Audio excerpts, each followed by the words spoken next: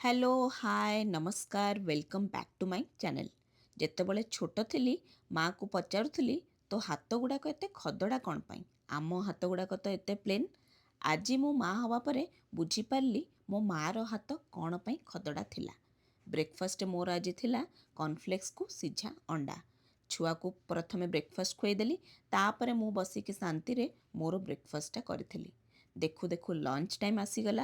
ମୋତେ ବନେଇବାର ଥିଲା ସିମ୍ପଲ୍ ଭଜା, ଭାତ, ଡାଲି। ତ କଡ଼େଇ ଗରମ କରିକି ତେଲ ପକେଇକି ଭଜା ହେବାକୁ ଦେଇକି ଉପରକୁ ପଳେଇ ଆସିଲି ମୋର ବାକିତକ କାମ ସାରିବା ପାଇଁ।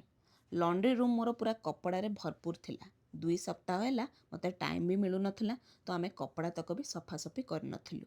ଭାବିଲି ସବୁ କପଡ଼ାତକ ପକେଇକି ତାକୁ ସଫା କରିକି ଲଣ୍ଡ୍ରି ରୁମ୍ ବି ସଫା କରିଦେବି, କିନ୍ତୁ ସେତିକି ଭିତରେ ଝିଅର କାନ୍ଦ ଶୁଭିଲା।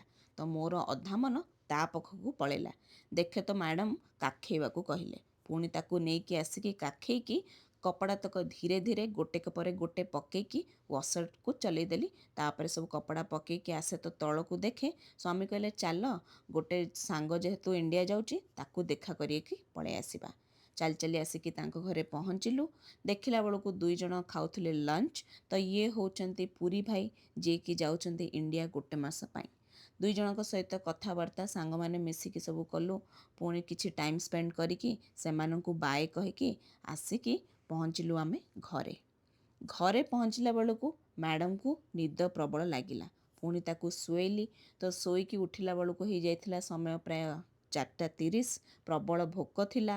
ମୋତେ ତ ପ୍ରବଳ ଭୋକ ଲାଗୁଥିଲା, ମୁଣ୍ଡ ବିନ୍ଧିବା ଷ୍ଟାର୍ଟ ହେଇଯାଇଥିଲା, କିନ୍ତୁ ତାକୁ ବି ଭୋକ ଲାଗୁଥିଲା। ତ ପ୍ରଥମେ ତାକୁ ଖୁଆଇଲି, ତାପରେ ମୁଁ ଖାଇଲି। ଦିନ ଥିଲା ପ୍ରଥମେ ମୁଁ ଖାଉଥିଲି, କାହିଁକିନା ନ ଖାଇଲେ ମୋ ମୁଣ୍ଡ ପ୍ରବଳ ବୁଲାଏ। ଆଜି ସମୟ ମୋତେ ବହୁତ ପରିବର୍ତ୍ତନ କରିଦେଇଛି। ପ୍ରଥମେ ମୋ ଝିଅ ଖାଇବ, ତାପରେ ଯାଇକି ମୁଁ ଖାଉଛି।